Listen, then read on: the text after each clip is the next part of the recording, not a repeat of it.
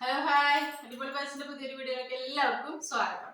അപ്പൊ നമ്മുടെ കേരളത്തിൽ മഴക്കാലം സ്റ്റാർട്ട് ചെയ്തു, മഴയൊക്കെ തുടങ്ങി.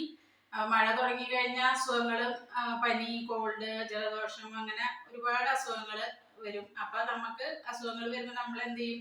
നമ്മൾ ലൈറ്റ് ആയിട്ടുള്ള ഭക്ഷണം കഴിക്കുക, അങ്ങനെയൊക്കെയാണ്. അപ്പൊ നമുക്ക് പനിയൊക്കെ വരുമ്പോൾ, കോൾഡ്, നീരുവീഴ്ചയൊക്കെ വരുമ്പോൾ നമ്മള് ഇത്തിരി രസമൊക്കെ എല്ലാ വീടുകളിലും മിക്കവാറും ഉണ്ടാക്കും.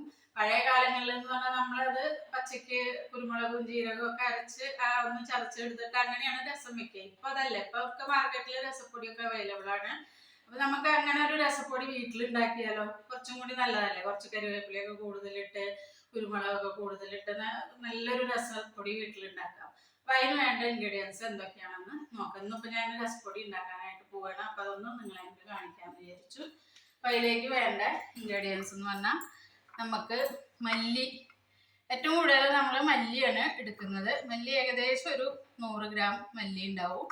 അതിലേക്ക് ഒരു 3-3.5 ടീസ്പൂണ് ജീരകം വേണം നല്ലോണം. പിന്നെ കുരുമുളക്, മല്ലിയുടെ പകുതി കുരുമുളക് എടുക്കുക, ഒരു 50 ഗ്രാം കുരുമുളകെങ്കിലും വേണം. പിന്നെ അതിലേക്ക് ഒരു കൊഴുപ്പ് കിട്ടാൻ വേണ്ടിയിട്ട് ഞാനൊരു കുറച്ച് പരിപ്പ്, ഇത് നമ്മൾ രസം ഉണ്ടാക്കുമ്പോൾ പരിപ്പ് വേവിക്കുകയാണെങ്കിൽ പിന്നെ ഇതിൻ്റെ ആവശ്യമില്ല. അപ്പം നമ്മൾ രസപ്പൊടി ഉണ്ടാക്കണം, കാരണം അതിൻ്റെ കൂടെ പരിപ്പും കൂടി ചേർത്ത് പൊടിക്കാമെന്ന് വിചാരിച്ചു. അപ്പോൾ ഒരു ഇതുപോലെ തന്നെ ഒരു 50 ഗ്രാം പരിപ്പുണ്ടാവും. പിന്നെ നമുക്കൊരു 10-20 ചുവന്ന മുളക്. നമ്മൾ കൂടുതൽ കുരുമുളകാണ് എടുക്കുന്നത്, അപ്പോൾ ഒരു കളറിന് വേണ്ടിയിട്ടൊക്കെയാണ് ചുവന്ന മുളകും കൂടി ചേർക്കുന്നത്. അപ്പോൾ ഒരു 10-20 ചുവന്ന മുളക്. പിന്നെ ഒരു വലിയ കഷ്ണം കായം നമ്മൾ ഇതിൽ പൊടിയിൽ ചേർത്താലും നമ്മൾ രസം ഉണ്ടാക്കുമ്പോൾ ഒരു പൊടി കൂടുതൽ, കുറച്ച് പൊടിയും കൂടി ആഡ് ചെയ്യണം. അപ്പോഴാണ് ആ രസത്തിനൊരു മണവും ഇതൊക്കെ ഉണ്ടാവുള്ളൂ. പിന്നെ ഇത് ഞാനിവിടെ ആഫ്രിക്കൻ മല്ലി എന്ന് പറഞ്ഞിട്ട് എൻ്റെ വീട്ടിൽ ഉള്ളതാണ്. അപ്പോൾ അത് ഞാൻ ചേർക്കുന്നുണ്ട് ഒരു നല്ല മണത്തിന് വേണ്ടിയിട്ട്. നല്ല മണമാണ്, ടേസ്റ്റുമാണ്. ഇത് ഉണ്ടെങ്കിൽ ചേർത്താൽ മതി. എനിക്കിവിടെ ഉള്ള കാരണം ഞാൻ ചേർക്കുന്നത്. പിന്നെ കറിവേപ്പില ഇഷ്ടം പോലെ നമുക്ക് ചേർക്കാം, എത്ര വേണമെങ്കിലും. അത് നമ്മുടെ എത്ര ഉണ്ടാക്കണം അതനുസരിച്ച് ചേർക്കുക. പിന്നെ അതിലേക്ക് ഒരു കളറിന് വേണ്ടി കുറച്ച് മഞ്ഞൾപ്പൊടിയും കൂടി ഞാൻ ആഡ് ചെയ്യും. നമുക്കിതൊന്ന് വറുത്തെടുത്താലോ? കായം ഒന്ന് മൂപ്പിച്ചെടുക്കാം. കായം മൂക്കാനായിട്ട് കുറച്ച് എണ്ണ ഒഴിക്കുന്നുണ്ട്. ബാക്കിയൊക്കെ ഡ്രൈ റോസ്റ്റ് ചെയ്താൽ മതി. സ്വല്പം എണ്ണ,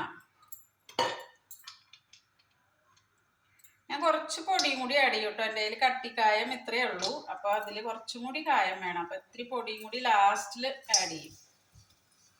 ഇതൊന്ന് മൂപ്പിച്ചെടുക്കട്ടെ. നമ്മുടെ കായം മൂത്തിട്ടുണ്ട് കേട്ടോ. നമുക്കിനി ബാക്കിയുള്ള ഇൻഗ്രീഡിയൻസ്, ഇതിലിപ്പോൾ ലേശം എണ്ണയുണ്ട്, കുഴപ്പമില്ല. ഞാൻ ഡ്രൈ റോസ്റ്റാണ് ചെയ്യുന്നത്. ഇത് കായത്തിന് വേണ്ടി മാത്രം എണ്ണ ഒഴിച്ചാണ്. അപ്പോൾ ആ എണ്ണ ഇനി മാറ്റുന്നില്ല. അതിലേക്ക് തന്നെ കുരുമുളകും പരിപ്പും ഇട്ട് കൊടുക്കുന്നുണ്ട്. ഇത് ആദ്യം ഒന്ന് ഒരു പകുതി മൂപ്പായിട്ട് മറ്റുള്ള ഇൻഗ്രീഡിയൻസ് ചേർത്ത് കൊടുക്കാം. അപ്പോൾ ഇതിവിടെ ചെറുതായിട്ടൊന്ന് മൂത്തിട്ടുണ്ട്. അപ്പോൾ അതിലേക്ക് ഞാൻ ഇനി ഈ മുളകും കൂടി ഇട്ട് കൊടുക്കുകയാണ്. പിന്നെ അത് ഈ ഇതിലേക്കൊന്ന് നന്നായിട്ട് ക്രിസ്പി ആയിട്ട് വരണം. കറിവേപ്പിലയും ആഡ് ചെയ്ത് കൊടുക്കാം.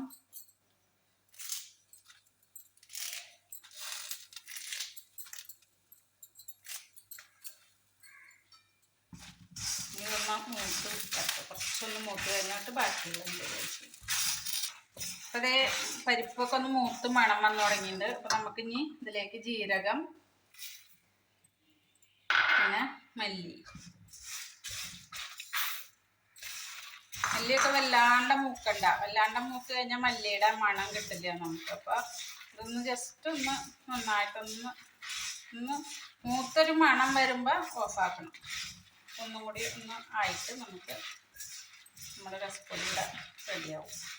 നമ്മുടെ ഇത് രസപ്പൊടിയുടെ കൂട്ട് ഇവിടെ വറുത്ത് നല്ല മല്ലിയും ജീരകത്തിൻ്റെയൊക്കെ നല്ല മണം വന്നു തുടങ്ങി. അപ്പം നമ്മളിത് ഓഫാക്കാതെ, ഇപ്പോൾ കരിവേപ്പിലയൊക്കെ കണ്ടില്ലേ ഇങ്ങനെ പൊടിച്ച പൊടിയും. അപ്പം ആ ഒരു ഇതിൽ നമ്മളിത് ഓഫാക്കാം. ഇനി നമുക്കിത് തണുത്തിട്ട് പൊടിച്ചെടുക്കാം. ഇനി ലാസ്റ്റിൽ നമ്മൾ ഇത്തിരി മഞ്ഞപ്പൊടി, ഇത് കളറിന് വേണ്ടിയാണ്, ഇത് അല്ലാണ്ട് വേറെ ഇതൊന്നുമില്ല. അപ്പോൾ കുറച്ച് മഞ്ഞപ്പൊടിയും കൂടി ആഡ് ചെയ്ത് കൊടുക്കുന്നുണ്ട്, പൊടിക്കൊരു കളർ കിട്ടാൻ വേണ്ടി. ഇവിടെ തണുത്തുണ്ട്, നമുക്ക് ഇനി ഒന്ന് പൊടിച്ചെടുക്കാം.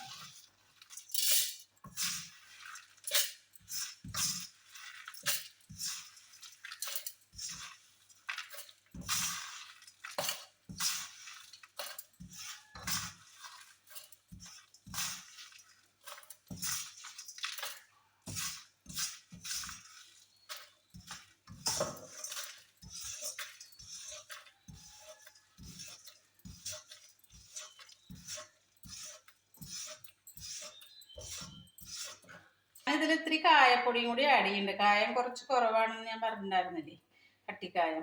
അപ്പം അതിലേക്ക് ഇത്തിരി പൊടിയും കൂടി ആഡ് ചെയ്യുന്നുണ്ട്. അപ്പം നല്ലൊരു മണവും കിട്ടും. ഒരു സ്പൂണ്, ഇത്രയേ ഉള്ളൂ. രസപ്പൊടി ഇതേ പൊടിച്ച് വന്നിട്ടുണ്ട്. നല്ല നന്നായിട്ട് പൊടിച്ചെടുത്തിട്ടുണ്ട്. അരിക്കേണ്ടതൊന്നും ആവശ്യമില്ല കേട്ടോ. ഒത്തിരി തരിയൊക്കെ ഇരുന്നുകൊണ്ട് കുഴപ്പമൊന്നുമില്ല.